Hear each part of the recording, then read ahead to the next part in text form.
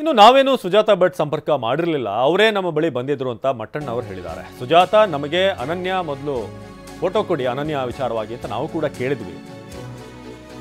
ಆದರೆ ಪೂರಕವಾದಂಥ ಯಾವುದೇ ಡಾಕ್ಯುಮೆಂಟ್ಗಳನ್ನ ಅವ್ರು ಕೊಡಲಿಲ್ಲ, ದಾಖಲೆಗಳನ್ನ ಕೊಡಲಿಲ್ಲ. ಬರ್ತ್ ಸರ್ಟಿಫಿಕೇಟ್ ಆಗಲಿ ಅಥವಾ ಕಾಲೇಜಲ್ಲಿ ಓದ್ತಿದ್ದಂಥ ವಿಚಾರ ಇರ್ಬೋದು, ಇದೆಲ್ಲವನ್ನು ಕೂಡ ಅವರು ಕೊಡಲಿಲ್ಲ.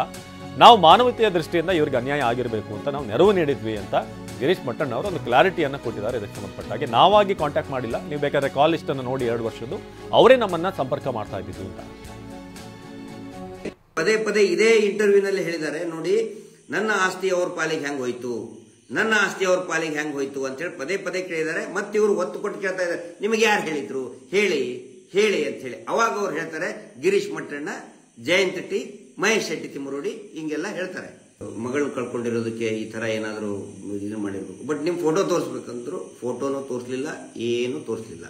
ಬರ್ತ್ ಸರ್ಟಿಫಿಕೇಟ್ ಆಗಲಿ, LC ಆಗಲಿ ಏನು ತೋರಿಸ್ಲಿಲ್ಲ. ಅವಾಗಿಂತ ನಾನು ಕಂಪ್ಲೀಟ್ ಸುಮ್ಮನಾಗ್ಬಿಟ್ಟೆ. ದಯವಿಟ್ಟು ನಮ್ಮ ಫೋನ್ ಕಾಲ್ಗಳನ್ನ ನೀವು ಚೆಕ್ ಮಾಡಿ. ಲಾಸ್ಟ್ 2 years ಇಂದ ನಾವು ಜಾಸ್ತಿ ಕಾಲ್ ಮಾಡಿದೀವ ಅಥವಾ ಅವರು ಮಾಡಿದಾರ? ನಾವಂತರೂ ಮಾಡಕ್ಕೆ, ಯಾಕಂತ ಹೇಳಿದ್ರೆ ಸ್ವಲ್ಪ ಡೌಟ್ ಬಂತು. ಯಾಕಂದ್ರೆ ವಿನಾಕಾರಣ ಇನ್ನೇನಾದ್ರೂ ಗೊಂದಲ ಆಗ್ಬಾರ್ದು ಅಂತ ಹೇಳಿ ಕಂಟಿನ್ಯೂಸ್ ಆಗಿ ಕಾಲ್ ಮಾಡಿದ್ದಾರೆ. ಮಿಸ್ ಕಾಲ್ ಎಷ್ಟಿದೆ ನೋಡಿ.